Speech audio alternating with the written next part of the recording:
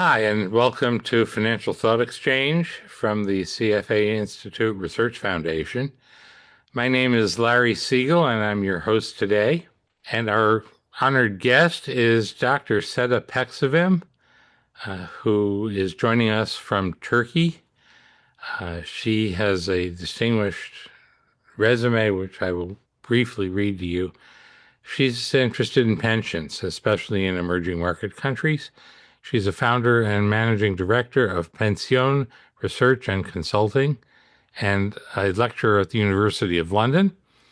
During her research career, she has been involved in pension-related projects with several institutions and universities, including the OECD, MIT, and BBVA Spain. She has a long list of publications, including 2 excellent briefs with the CFA Institute Research Foundation, and a third one that's forthcoming, plus the Harvard Business Review Turkey, Investments in Pensions Europe, and others. Seda has been affiliated with the ARC Center of Excellence in Population Aging Research, abbreviated as CPAR, at UNSW Sydney, that's in Australia, and is an external expert at Eurofound. Said if you had any more jobs, you probably wouldn't have found the time to join us this morning. Thank you so much, Larry. It's a great pleasure to be here today, and thank you so much for the invitation. Well, it's an honor to have you, and we've certainly enjoyed your written work tremendously. Before I get started on the prepared questions, why pensions? Why emerging markets? Basically saying, who are you? What's your backstory? Thank you so much, Larry. Indeed, when I was doing my master's degree, my supervisor approached me and told me that there is a very niche area where you can find a very fruitful research agenda called pensions. So even I was not aware of my own social security at that time. But then I realized that pensions are a very fruitful and rich area because you can combine policymaking, quantitative finance, behavioral economics, and technology when you are working on pensions area. And what I realized is that many of the written pieces in academia and industry were written for the developed countries such as United States, United Kingdom, and the Netherlands in pensions area. So that's why it's very interesting for me to study emerging markets in the pensions field. It seems to me that pensions should be right at the top of the fields that people are researching or should be researching, because there are basically 3 phases of life, in economic phases of life. One where your parents are responsible for your economic well-being, then one where you are responsible for your own, and then a third phase where it's not clear who's going to take care of you. The current model seems to be a savings model. It's we can call it defined contribution, or we can call it something else, but it essentially saving money for your own use after you're working, and you have to figure out how much to accumulate and then how to decumulate, which is even harder, I think, because you don't know how long you're going to live. So as one of the 3 principal economic phases of human life, I would think that pensions would get a lot of attention. I've done quite a bit of work on the topic myself. And I'm glad to hear that you're working on it in emerging market countries, because that's the harder problem. In a rich country, that there seem to be enough resources to provide some sort of benefit that it is it's really not a crisis. It's a challenge. But in some of the countries that you study, and ranging from Kenya to Mexico's richer but not rich, to various countries in Asia, it's a lot of people barely make enough money that they can save any at all. And so I'm very interested in how you address that issue. The first question, what are the 3 biggest challenges, let's say, that governments and financial institutions in emerging market countries face in designing a retirement security system? And of the countries you've studied, who's doing best? Thank you so much for this great and critical question, Larry. Indeed, I would group the challenges into three main areas, as you suggested, and they are all interconnected. So, the first challenge, what I would like to mention here is behavioral. So, in defined contribution in DC systems, individuals are expected to save and invest for their own retirement. But in reality, many people either lack of financial knowledge, financial literacy, or are affected by behavioral biases like inertia, procrastination, or present bias. So even when good options exist, people often do nothing. They stay in default funds or they don't save enough. And this is critical because research shows that once people are placed into a standard or a default option, they rarely change it. And this is exactly why default design becomes so powerful. In many cases, I can say that the default is not just a fallback. It effectively becomes the strategy for the majority of participants, as we can see from the majority of countries. And from a policy perspective, this means that small design changes like contribution rates, fund structure, or communication can have very large long-term effects on retirement outcomes. The second challenge is I would like to clarify and mention here is income instability, or what we call risky or stochastic human capital, which I wrote a brief for the CFA Institute on that. In emerging markets, income is not stable, Larry. So people No. can face unemployment, informal work, inflation shocks, or they can suddenly lose their job. So in my research for the CFA Institute, I model this explicitly and show that labor income itself behaves not like a bond, not like a non-risky asset, but behaves like a risky asset and not a stable one. But what's particularly important and often overlooked is that these shocks are not only temporary. There are also permanent shocks, such as long-term unemployment, structural changes in income, and these accumulate over time and grows accumulately by age. So Also, this, there's more disability. yeah, yeah. Yeah. And if there are a lot of manual type physical jobs, there will be more disability because Exactly, exactly. And indeed, this has a very important implication, Larry. So, human capital becomes more volatile relative to its level as people age. And if your income is already risky, you actually need to be more careful in how you invest your retirement savings. So again, the standard models we see in developed markets such as the United States, United Kingdom, or the Netherlands, where human capital is often treated as stable, don't always work in emerging market countries. Don't work well here, also in my country, Turkey. And the third challenge I would like to mention is market uncertainty and volatility, Larry. Financial markets in EM countries, emerging economies, tend to be more volatile and less predictable. And in my research, I also incorporate what we call parameter uncertainty. So, in simply, this means that investors do not know the true expected returns or risks of assets. And when you combine this academic language, parameter uncertainty, with already volatile markets, optimal portfolios become significantly more conservative, especially in countries with high stock market volatility. So, when parameter uncertainty is taken into account in the Markowitz portfolio optimization or when you are doing some simulations in Monte Carlo, equity allocations decline across all age groups, what we observed. And this effect is much stronger in countries I studied, like in Turkey or Poland, and where volatility is higher compared to countries like Mexico or South Africa. So the big picture is that, in summary, Larry, in emerging markets, people are exposed to multiple layers of risk at the same time: behavioral, income related, and market related. And of course, I would like to come to your second question: which country is doing best? Instead of saying maybe one country and which is the best, I would frame it slightly differently. The countries that are I doing thought you better, would. Yeah. yeah. And the countries that are doing better tend to have three things.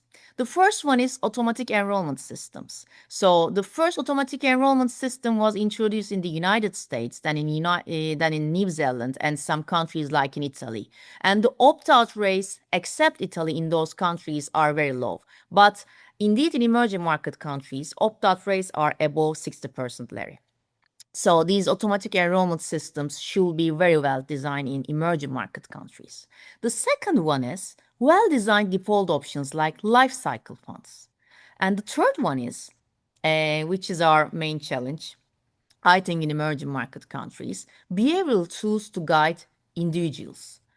But even among the countries I study, like Mexico, Poland, South Africa, and Turkey, the four studies I wrote and observed the behaviors for the CFA brief, we see very different outcomes. For example, some countries have stronger income growth, which allows for more risk taking early in life, like South Africa and Mexico.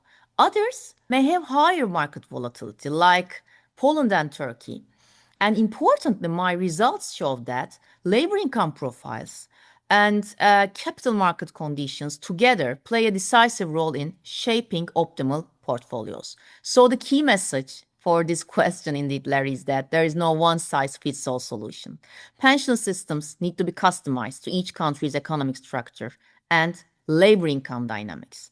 And you cannot simply copy, you cannot simply mimic the US life cycle fund models into emerging markets because you should incorporate risk human capital, stochastic human capital, in other words, market volatility and parameter uncertainty to design context specific, behavioral informed, and how can I say, risk aware pension systems that truly reflect the realities of people facing those economies. Interesting. Poland surprises me a little bit because the relevant stock or bond market for Polish investors isn't Poland. It's the EU, which is not volatile. It's a huge dominant economy. There's this home country bias that I just regard as a mystery. Do investors not know that they can invest in a global or an international fund? Or are those funds simply not provided to them as part of the plan? Or do they think, well, I'm Polish, so I have to invest in Poland because that's what I know and that's what I feel is safe? I think the third one is the dominant Okay. reason, I think, Larry. So, of course, all of the reasons can be the reason of what you are saying, but I think the third one is the dominant one. And what we observe in those four countries, my main message is that there is no one size fits all solution, and we shouldn't mimic US life cycle funds in the emerging markets default fund structure. This is very critical. So what should we do? The parameter uncertainty, stochastic income, risky capital, human capital, and also automatic enrollment systems should be carefully designed in emerging market countries. And we should again incorporate parameter uncertainty and risky human capital into emerging markets life cycle fund design. When we look at the Latin American countries, for example, they moved from multi-fund structure to a single target date fund design, Larry.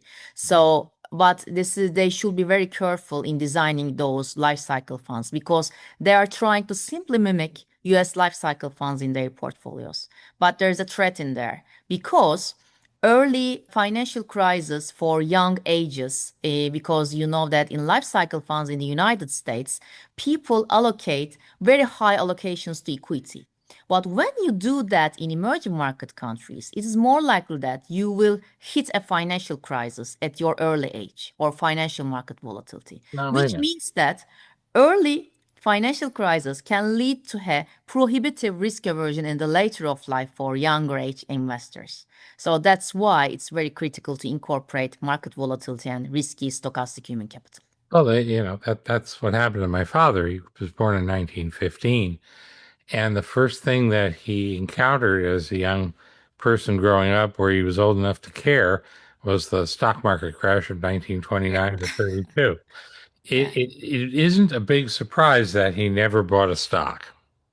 Oh, because yeah, so it leads to prohibitive risk aversion for him Right. in the later of his life. Right.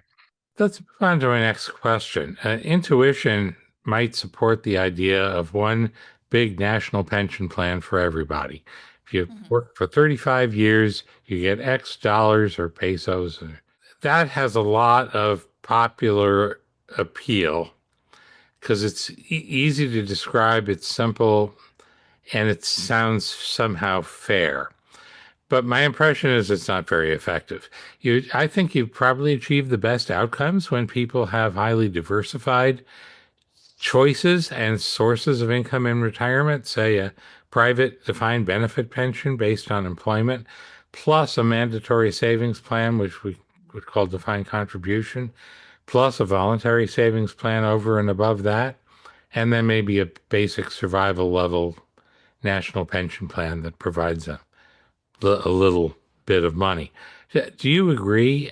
Is this vision right or wrong? Is anybody doing it? In principle, in theory, so having multiple sources of retirement income, or what the World Bank is called a multipillar system, is one of the most effective ways to ensure both adequacy, sustainability, and resilience in retirement, Larry. But so when you will combine a public pension that provides a basic safety net, a mandatory defined contribution component, as you said, and voluntary savings on top of that, each pillar addresses a different type of risk. And that's great. So from a theoretical perspective, diversification across income sources is very appealing, Larry.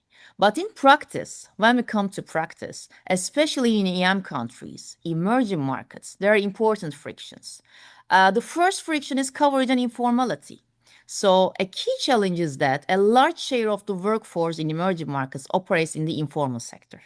This means that many individuals do not contribute regularly, move in and out of formal employment. So even if a country has a well-designed multipillar framework on paper, on theory, in reality and in practice, coverage gaps remain substantial. For example, in countries like in my country, Turkey or Mexico, auto-enrollment has improved participation. But maintaining long-term contributions is still a challenge. And this creates a fundamental tension. And the second one is challenges trust, inflation, and financial behavior. So trust is particularly important in emerging markets with histories of macroeconomic instability and with a high inflation. And this can lead to distrust long-term financial products, prefer short-term or liquid assets, or even avoid from formal financial systems altogether. So even when voluntary pension products exist, participation remains low. And so again, we see that design alone is not enough, but behavior matters. And the third one is about complexity and system design, Larry. So another challenge is that multiple pension systems can become quite complex from individuals' perspective. People may not fully understand how much they need to save, how the different pillars interact, or what about their expected retirement income will be. And this complexity can lead to inaction. This is why simple, in my opinion, indeed, when we look at the general picture, big picture inside, this is why simple and well-designed default options such as lifecycle funds are so important in practice. And the fourth challenge I would like to clarify in emerging markets pension system is investment design and long-term risk. So in DC systems, in defined contribution systems, individuals bear investment risk. So, but in emerging markets, financial markets are more volatile. Income is more risky. So in this respect, it's the effectiveness of the system depends heavily on how well it's tailored to local conditions. And if you ask me, are countries moving in this direction? Indeed, yes. Many countries are gradually moving toward multi-pillar systems, but the transition is uneven. For example, Chile pioneered the defined contribution model in 1981, as you may know. Right. That's right. Yeah, but has recently introduced reforms to strengthen the public pillar due to concerns about adequacy. Turkey, in my country, implemented automatic enrollment into private pension schemes to increase participation. And Poland has gone through several reforms combining public and private elements, but policy reversals, so the transfer of private pension funds to a public pension system, have affected trust in the system.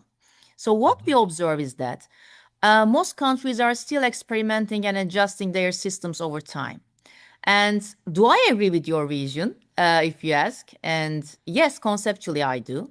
A diversified multi-pillar pension system is clearly the right direction, but I will add one important caveat, Larry. The success of such a system depends not only on its structure, but on how individuals actually behave within it, and on the broader economic environment. So, final key takeaway in your question is that I would say the key is not just diversification across pillars, but the designing systems should be inclusive, simple, and aligned with real world behavior and constraints. And here again, behavioral insights becomes essential.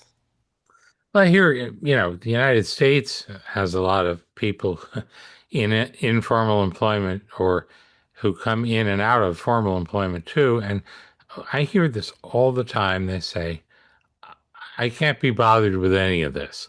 I need every penny that I make just to live, and I'll worry about retirement. So I'm never going to get to retire anyway. I'll be dead by then, or my children will take care of me, except I don't have any. That kind of thing. It just putting it out of mind, and they'll deal with it 20 years from now. What do you do? What do you do about that?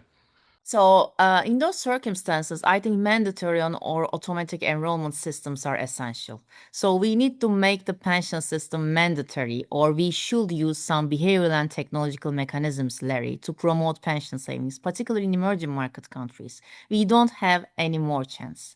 So, mandatory pension systems are critical, and there's a debate about the political issue of the mandatory pension systems. I know, but automatic enrollment systems with behaviorally design, and when we integrate technology into these automatic enrollment systems, I think we can promote pension savings in emerging market countries for those who would not like to participate in the formal pension arrangements. So we don't have any chance, I think, for emerging markets.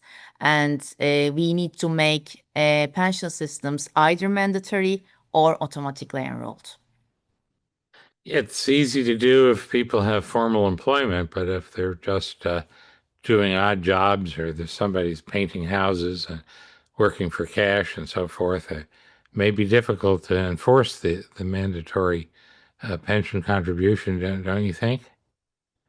Yes, you're right indeed. So, in my opinion, I think automatic enrollment systems which are called soft compulsion, are much more effective. So, and in 2019, Larry, it's incredible that five more Central Eastern European countries introduced auto enrollment, including Slovenia, Poland, I think Lithuania, Slovakia, and one more country, Georgia, introduced automatic enrollment after 2019. And they are trying to struggle with high opt-out rates, but it's obvious that participation rates are improving. Well, yeah, those are moderately prosperous countries. I would hate to implement that in South Sudan. I wouldn't begin to know how. Given that the defined contribution savings-based model is the one that's people are using, what are the best tools and techniques for people, especially people with quite limited means, to save and invest enough money to make a difference? Using American dollars and American standards of living, I tell people, I say, well, how much money do you think you're going to need to live? And they say, well, $50,000 a year. And I say, do you know how much money you have to invest in order to be able to withdraw $50,000 a year? And they say, I said, well, it's about $1 million. And they said, well, I'll never have $1 million. I have 160,000 and I'm 67 years old. What do you think I should do? Well, I don't know what they should do. You've proposed using technology from behavioral finance to make sure people don't get in this situation. And I'd like to know what those techniques are, what works, what doesn't work. And the one that I'm familiar with is called Save More Tomorrow, where you promise to save a portion of future pay increases. But that's if you get pay increases. Again, if you're painting houses, you're self-employed, you may get a pay decrease, and then you may get a big pay increase. Anything can happen. And it's not the same as a job where you look for a small raise each year. What's working, what's not working, in what countries? That's a great question, Larry, and it's also my favorite area, behavioral and technological tools to promote pension savings. And I completely agree with you that Save More Tomorrow by Richard Teller and his PhD student Benartzi is one of the most elegant behavioral tools we have. It works because it reduces the pain of saving, like you said, in the present by linking saving to future income growth. But it's definitely not the only tool. If we think about people with limited means, especially in emerging market countries, the real challenge is not simply persuading them that retirement savings is a good idea. The challenge is making saving easy, flexible, visible, and psychologically manageable. So the first tool is automatic enrollment and default fund design. So I think we already talked about it, but I would like to give an example of Brazil because I think do not give the example of the Brazil yet. In Brazil, for example, automatic enrollment at FundsPresp increase automatic enrollment, total enrollment from 8% to like 90%. And the opt-out rate remained below 10%.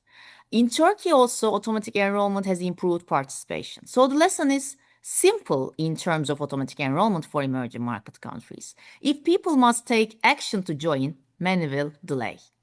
And if they are joined by default, many will stay. So this is the main lesson about automatic enrollment. So second one is making saving possible in very small and flexible amounts. This is extremely important in emerging markets, Larry, I believe. A lot of people work informally, have unstable incomes, or simply cannot commit to fixed monthly contributions. Right. This is why micropension design is so promising. So small contributions, irregular contributions, and very simple payment channels. Like in Mexico. In Mexico, people can make voluntary pension contributions not only through applications, but also through everyday retail work, such as Aformovil, Milas para el Retiro, which is in English called Miles for Retirement, and it links daily spending to retirement saving by directing part of your purchases at a supermarket, at partner merchants into retirement accounts. This is a very smart idea, Larry, because it connects long-term saving to everyday financial consumption. In India, I can say that, for example, goal-based savings prompts, app-based nudges, and the broader use of digital macro pension infrastructure has been widespread. And the third one after that I would like to clarify is reminders, prompts, and active decision tools. So these tools can also struggle with present bias, inertia, cognitive overload, and discomfort.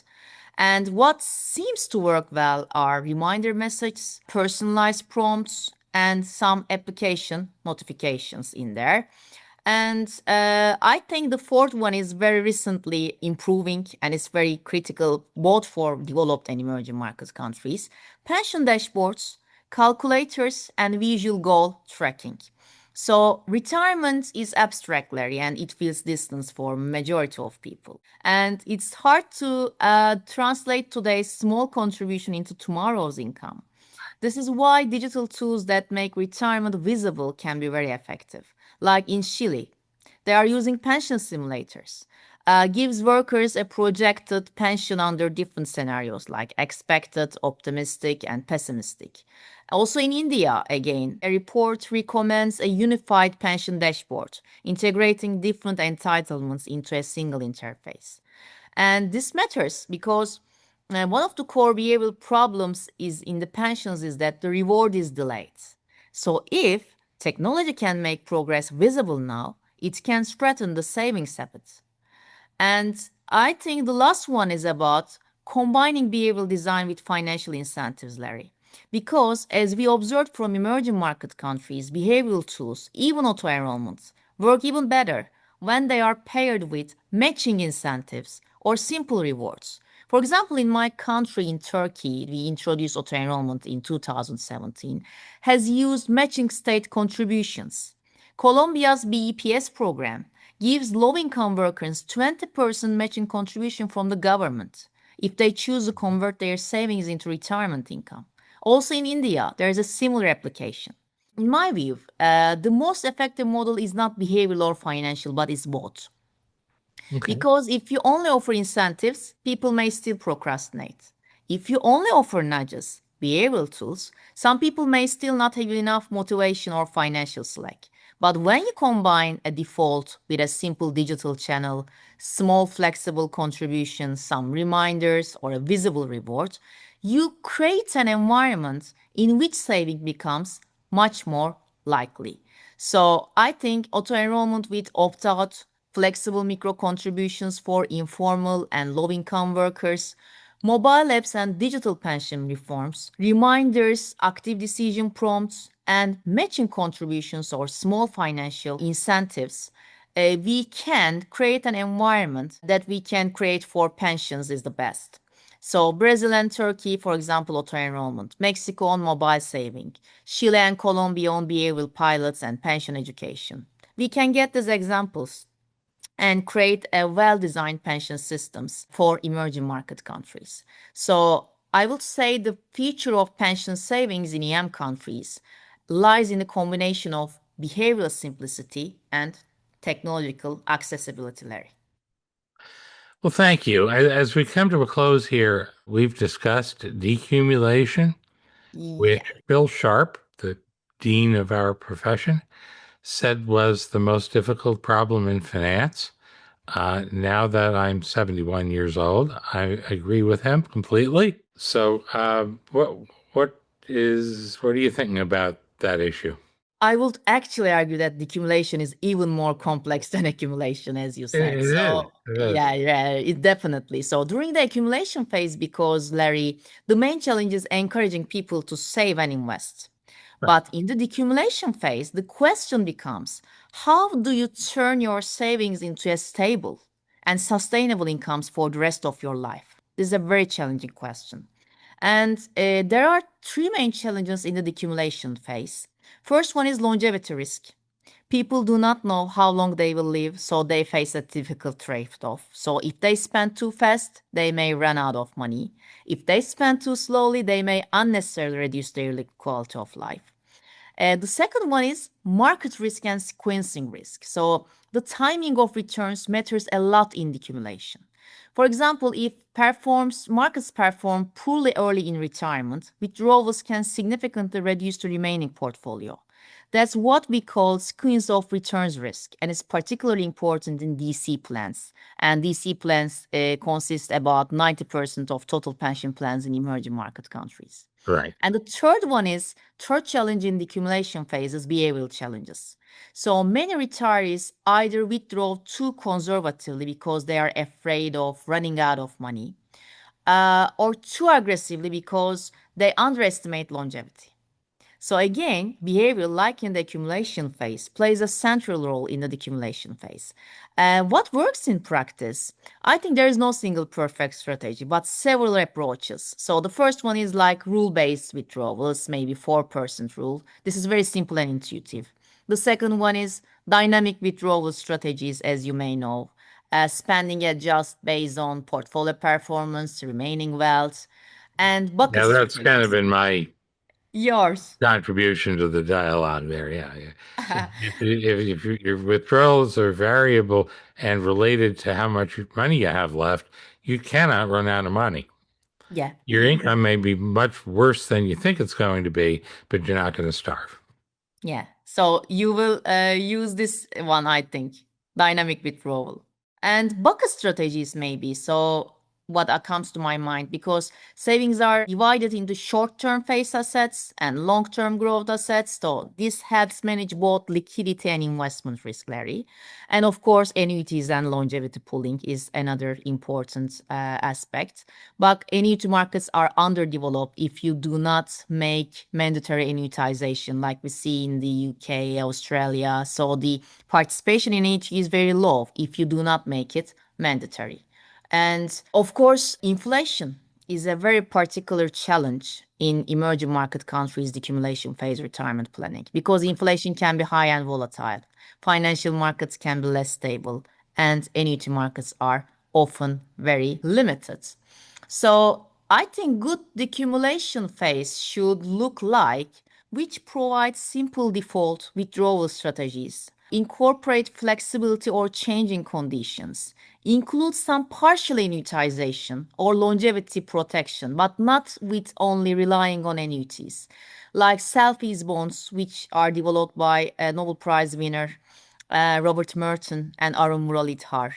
Longevity bonds, and which are not complex as annuities but can provide can struggle with many challenges in emerging market countries. So if I had to summarize, so accumulation is about building wealth, but decumulation is about managing uncertainty.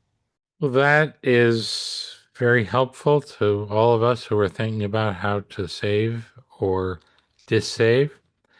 And your research foundation briefs are also helping. We're expecting you to write one later this year, I suppose, on decumulation, which will be fascinating. I want to thank you very much for appearing on the Financial Thought Exchange podcast. It's my pleasure, and it's a great pleasure. It was a great pleasure to be here. Thank you so much for your invitation, Larry. Of course, once again, we've had Seda Peksevim as our guest, and we hope to see you again. For more information, please visit rpc.cfainstitute.org/research-foundation.